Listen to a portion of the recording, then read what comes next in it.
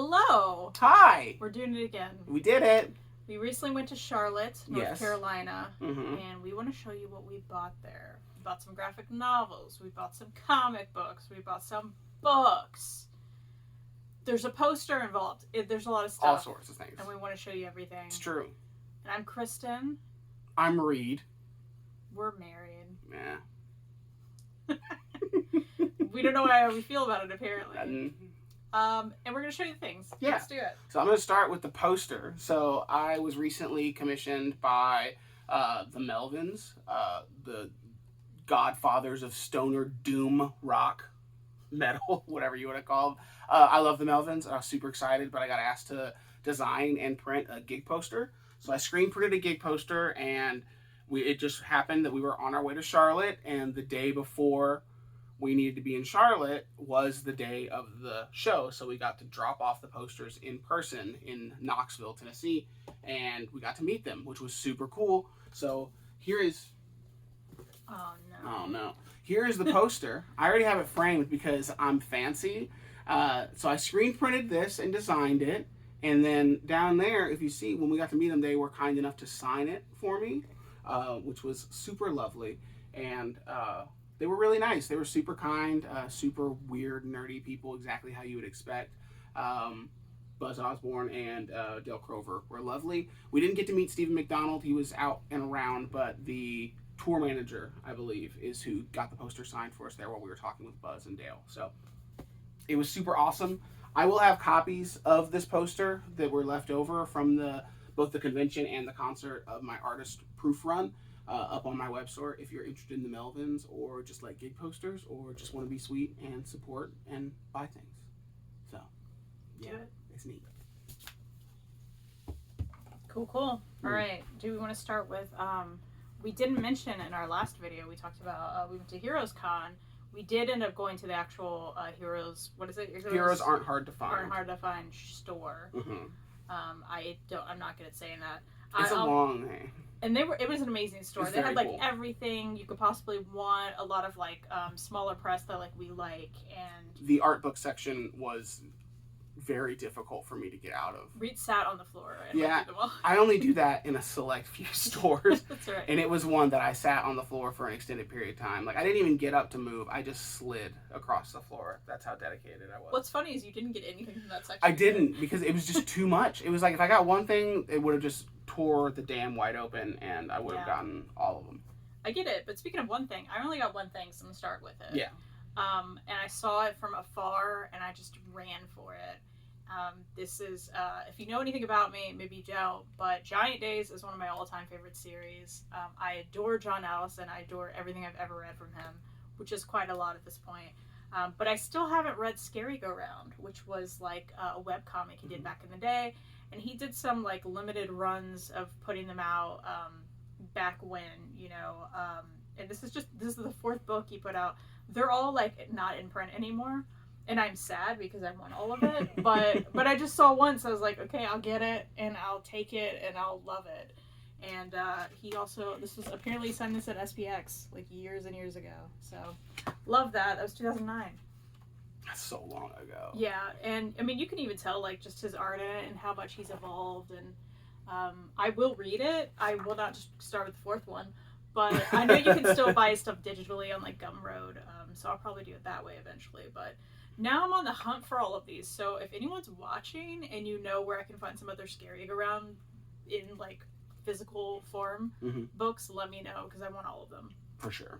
It started something. It has. You have a quest now. Yes. So the next two are books that Kristan found on the shelf and then was like, hey, that looks like your jam. And they were my jam, and I had already heard of all of them, but we still really wanted them. So this is Too Tough to Die by Birdcage Bottom Books, and it is an anthology of all sorts of like punk comics, which that's like me in a nutshell, and my work in a nutshell. Like, I love this. I just love this panel. Like, look, that guy's just yelling. Look at him. He's going, ah! Love it. All about it. 100%. And there's so many, like, cool creators in it. And, like, I could list all of those, but I'm not gonna, because that's a lot. Like, there's no blurbs on the back. Don't need no blurbs, just creators. But yeah, it's super cool. It's an aging punk anthology is what they call it. But it's put out by Birdcage Bottom Books, which has done a lot of other cool stuff that I feel like we owned some, or maybe I've just read online. I don't know. But like, I will show this. So Chris Sherry is one of my favorite artists ever.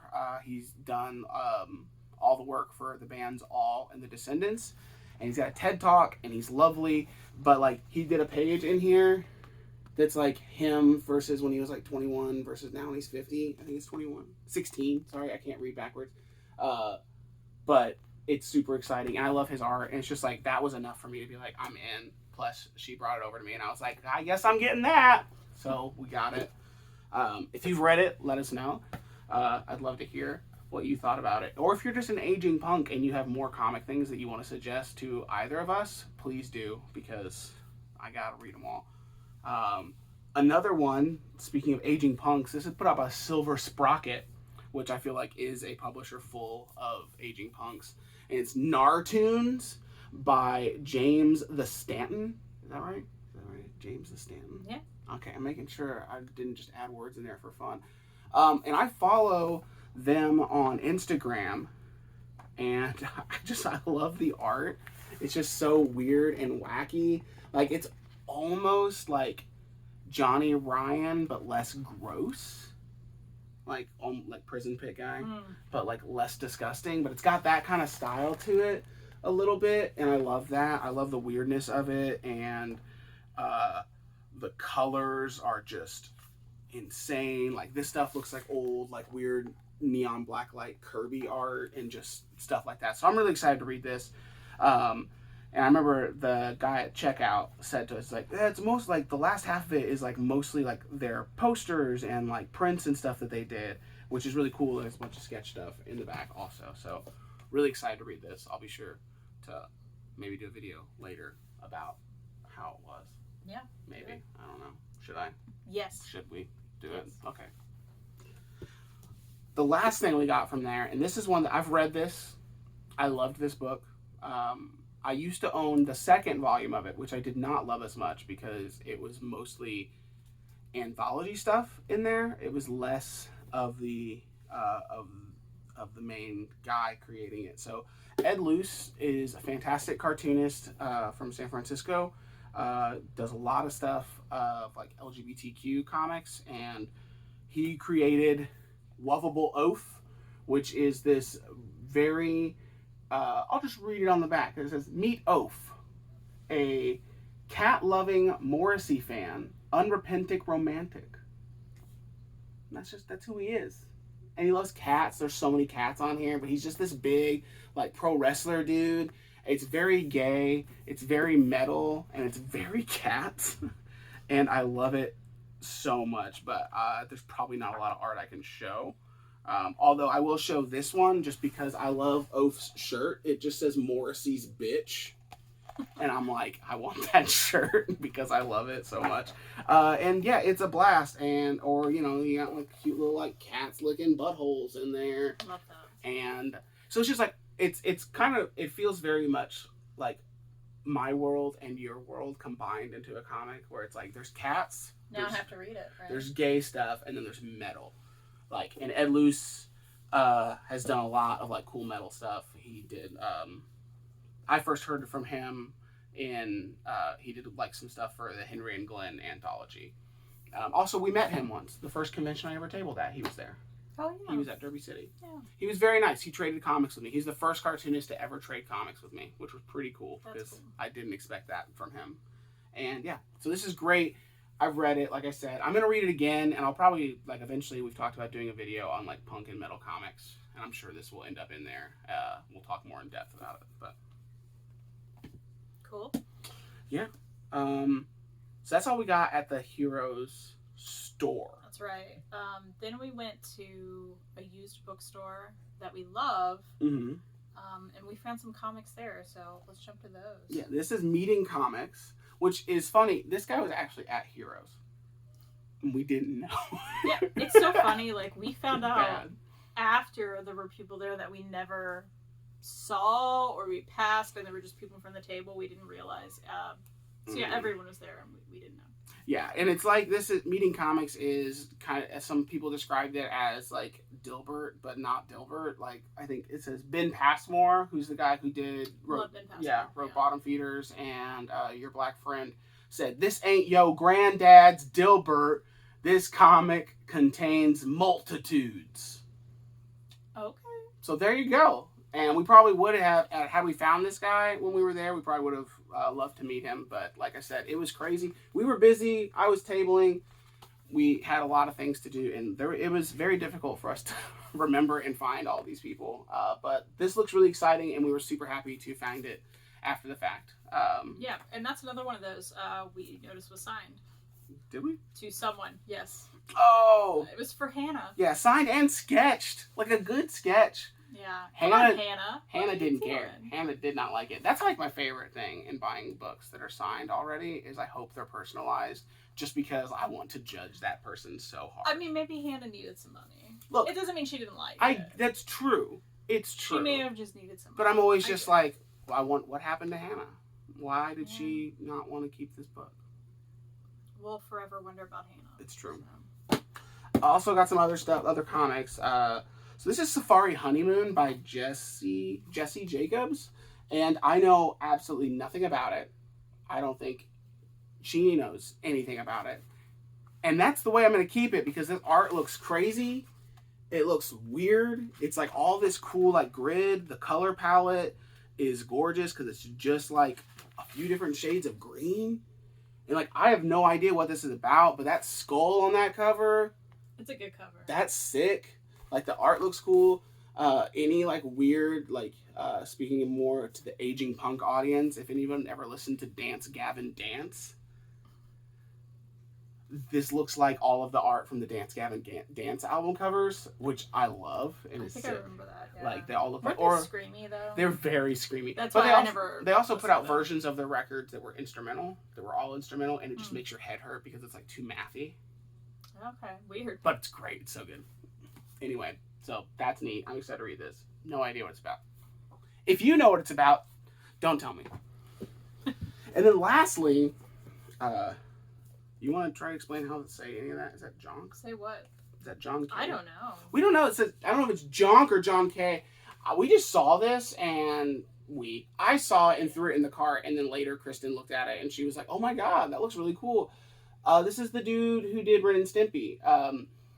And this is like all of his... That's his name. What's his John? Oh, yeah, I don't know how to say his last name. That's why it's John K. But it's like all like never before seen published comics in this collection. Like IDW, I think, put it out. And like, it's huge and the colors are so vibrant. And it looks awesome. Well, and immediately I was like, hold on. It's the Ren and Stimpy guy because like, I was huge into Ren and Stimpy as a child. I don't think you were. I was not as much allowed to watch it. Right, but I was. And I loved it. And this is so, like, just his style. I mean, you can tell you're just like, oh, wait, is this a Ren and Stimpy cartoon that I'm looking at? Like, so I'm looking forward to, like, taking that and reading it as well. Yeah, and it's so weird. And a lot of what I like a lot of it, there's, like, a lot of stuff in the back, like it's just black and white like sketches sort of, or I guess like sketch versions of things, or like just keyline stuff. It's all wild and weird, and like a lot of not words. I'm trying to find stuff that's not like weird looking that I can show, or it's all weird looking. But I'm super excited for this, and I think this will be a fun thing for both me and her to read, like, because nostalgia for you, and then also like kind of newfound like just coolness and nostalgia for me. For sure. And then we got to the used part of this place, used book part of this place, of weird cat books that I needed.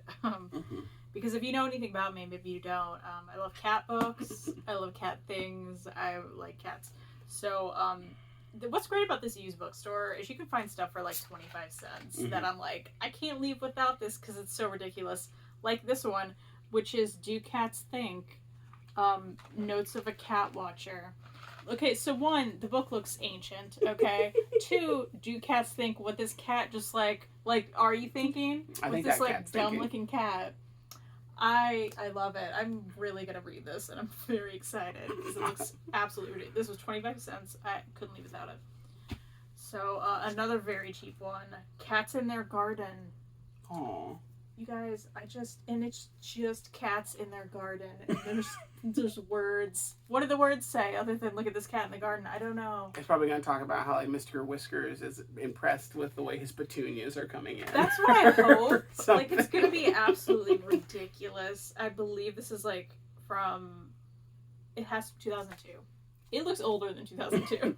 But I feel like anything from 2002 ends up looking like it was like 10 years older than 2002. Speaking of older. Yeah, this was my pick. She did not want to get this book, and I said, if you don't buy this book, you know what? You can hold this one. I'm going to be so mad at you if you don't get this book. Because who doesn't want sexy cats guys sitting on their shelf? Who put this together? Look at this. Here's the deal. I love it. Don't get this wrong. Much. We don't think these cats look quote unquote sexy, because that's weird. Reed was just like, it's so funny. Well, also, and ridiculous. like, and not even like the pictures are just like There's regular normal pictures. Like, so, other than the cover. Who was like, this is a good title. This makes sense. I mean, there's some like, other than the cover with like the cat and the weird, I don't know. That cat's pretty sexy. Don't say that. Someone's gonna click this on the internet and you'll never live it down. Not in that way. But this book is entitled "Sexy Cats." And like this random picture. I mean, it's just like it. So we're looking forward to seeing what this is about. It's I'm okay. I will it say, looks like just a photography book like for cats. This cat, not sexy. This cat, scary. But also like just exciting and like weirdness of it. It's very strange and hilarious. I love it. I love it. So like, okay, here's the centerfold. I'm very upset by this. The centerfold is the most upsetting. But this book exists. People put money behind this book to make it happen. Thankfully, we only paid like $1 for it. Don't worry. But if that. But this is, speaking of $1, this one was like 15 cents, you guys. So, it's a collection of comics by Guy and Rod. Guy and Rod. I don't know, but Andrews McMeel put this out. They put out a lot of great cartoonist books, and this just looks like some classic like one-off little bit comics, like like Sunday paper cartoon. Yeah, and it looked interesting enough that I want to give it a look at. I like some of that stuff. I like the cover, of course. So, and it was cheap enough that I'm like, I can't go wrong here. If I read it, I don't like it, I give it to my used bookstore. Like, that's the cycle. So I'm looking forward to it. Speaking of other things I'm looking forward to, all sorts of stuff. There's some I love a good cozy mystery. I love a good cat mystery. This is one that I just thought looked really fun. This is a random mystery book. The Vinyl Detective, written in dead wax. Ridiculous cover. It just looks like a cover they didn't put a lot of heart into. I mean, sorry if you're out there and you designed this, but it was clearly enough that I was like, yeah, I'm interested. There's something about, there's a guy and he's a record collector, and there's like a murder mystery probably. So, all you know. Love these, love grabbing them up, and of course, cat mysteries. I'm gonna let you go through those. Even if it's just like, some of these are cat specific, like they're like cozy mysteries that have cats involved. Some of them just have cats on the cover, and they're so ridiculous that I have to get them and read them. So this is The Big Kitty. It's a Sunny and Shadow mystery. Cozy mystery lovers will adore Shadow. Will I? Okay. Did curiosity kill the cat lady? That's on the back. So the big kitty. That's a big question. We're doing it. I'm gonna find out. It's another great one. I actually didn't even notice, but there's a fountain pen on the cover of this. And I'm a big fountain pen nerd. So there's spilled ink. That's red, of course. There's a cat playing with a fountain pen. And it's called Bell, Book, and Scandal. Y'all, look at this cat and the fountain pen. And it's just everything I love on a cover. So, had to get that. Murder of the Cat's Meow. Need I say more? Yes. Half the fun is the titles of these and like the covers. I would say more than half the fun is the title. Catnapped. Look at this cat. Absolutely ridiculous. This is not a good cover, and I love it. And of course, Dial M for Maine Coon, where there's ridiculous cats and a little Chihuahua guy on there. I will read these, and it's going to be wonderful, and I'm so excited. So, that's what I got. It's true. Lastly, what we got at this used bookstore. Sorry, I was not ignoring my wife. I was going through these to make sure that. Also, kind of ignored. It's fine. I've already showed him these books. It's true. I was there. I witnessed them. Yeah. I found some records that I spent way too long flipping through because usually at this store the records are like kind of a waste. There's just a lot. And they're difficult to like look through. And as well. they're usually like anything old that's good is just priced really high. Mm-hmm. Like as opposed to all the books that we found, they're like 15 cents. None of the records are ever that good. But these were all very cheap and I was super excited. So first I got Past and Present Revelation 150. Which is like this compilation of Revelation records, breaking out the classics. I've always loved this album cover just because it's ridiculous G.I. Joe's diorama, which I just think is awesome. Revelation Records put out like a lot of straight edge hardcore punk, a lot of like Gorilla Biscuits is probably one of my favorite, and then Bold. My favorite Revelation Records band would be Give, which is probably my favorite hardcore band ever. And they only put out one record on Revelation, but it's great. And so this record is super neat, and 50% of all the profits go to Human Rights Watch. I don't think that's going to happen since I bought this at a huge record store. But I don't think eventually. It did. At some point. It did. And so I was super stoked to get this. This has been in my cart for a long time. All of these records I grabbed and was like, oh my gosh, it's so cool. And Kristan was like, what is it? I don't know. What is it? Who is that? Who is it? What is it?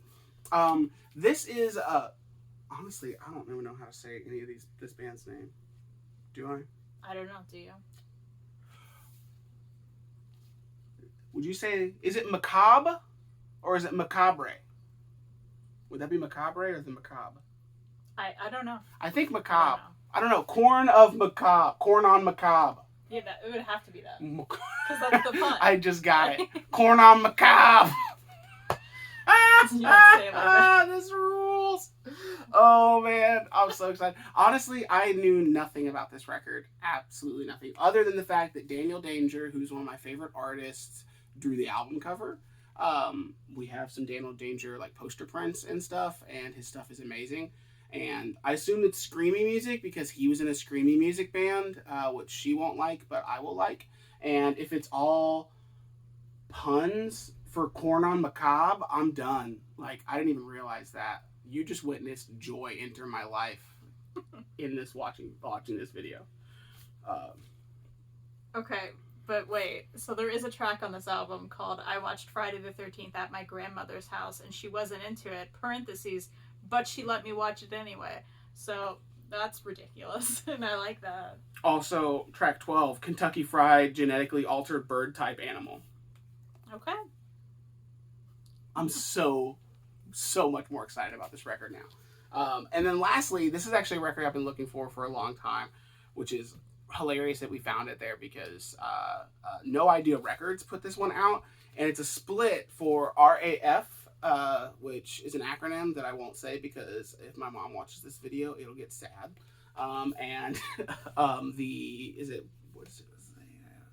American Cheeseburger. I always want to say the Murder Burgers just because they have a similar logo, but that's a different band. But American Cheeseburger and RAF put out this split, and I love the art, and it turns out the album cover was drawn by Brian Walsby, if you see that there. And I love Brian Walsby's art. He's done comics. We actually almost got to meet him because he was the merch man for the Melvins on multiple tours, but not this tour, sadly, because I was hoping to meet him. But found this record, No Idea Records puts out a lot of like cool punk stuff. A lot of like the first Against Me stuff was on No Idea, and other things. I can't talk. I'm now tired. That's okay. And I forgot a little haul that I had to do. So that's good. We're throwing that in. I'm gonna be tired over here. That's great. Okay. So we had to seek out at least one great used bookstore in Charlotte.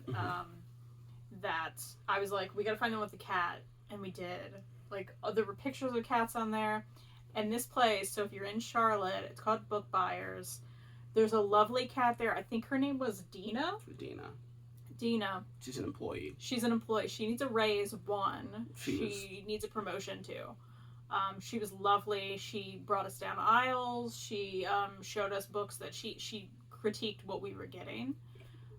She's very talkative. Very talkative, and she demanded pets. She was awesome. So, of course, there I had to get this tote bag, which says Bookstores Cats, Life is Sweet. And inside of it is everything I bought. So, naturally, I had to get some cat mysteries there, too. Mm-hmm. Cat bearing gifts. Look at this ridiculous cover. So bad. I love it. Yep. So, I got that. Cat in a Quicksilver Caper. Casper. We can't talk. We're both asleep now. It's late. It's like, it is kind of late. Uh-oh. Let's see. The Culprit, which I believe this is like a nonfiction book about some cat. Oh, speaking of cats. Buffy, cat sneezing. Buffy sneezed, and she's going to probably knock over the camera again. A Cat Named Darwin, How a Stray Cat Changed a Man into a Human Being. These are the kind of books that are going to make me cry, probably. Absolutely. So, I grabbed a lot of cat books there. This is the Catswold Portal. Listen, this is a cat mystery author that I have several from. Apparently, this is some cat fantasy, like a high fantasy book. That's downplaying it. It's a lot. But I'm excited about that. And A Cat with a Fiddle. These are like really old, and I love the covers because they're absolutely ridiculous. So I got that, and then I did pick up a Murakami that I've been meaning to read, and there are talking cats involved. Mm-hmm. So Kafka on the Shore. It was one that the clerk at the bookstore, as she was checking out, simultaneously talked us into the book and out of the book at the same time. If you have read this, I mean, Murakami's a huge author, so let me know what you thought, because she had many opinions, and I couldn't quite understand if she liked it or didn't like it at all. Mm-hmm. So, I'm going to read it eventually. But that's what I got there. So, if you're in Charlotte, you should check them out. They were awesome. And they were, like, really great. And that cat, again, needs a raise. For sure. So. It was awesome. It was a fun time. Yeah, we got to do quite a few things other than just be at the convention. Yep. So that was really cool. That was our haul. Yes. Let us know if you've, like, read any of this, listened to any of this. Mm-hmm. Thanks for watching it. If you have more punk comics or punk comic-esque adjacent records and stuff like that, I'd love to know if you've listened to any of these albums that I got, especially the Korn of Macabre. I can't get past that. Life has changed forever. Okay, Reed needs a nap. All right, yeah. That you can find me online at Reed Chancellor, and all of my social media is that, as well as like my store and stuff is posted on there. And you can find Kristan at The Comic Slayer on Instagram and Twitter. And I'm gonna take a nap. All right, thanks for watching. See ya.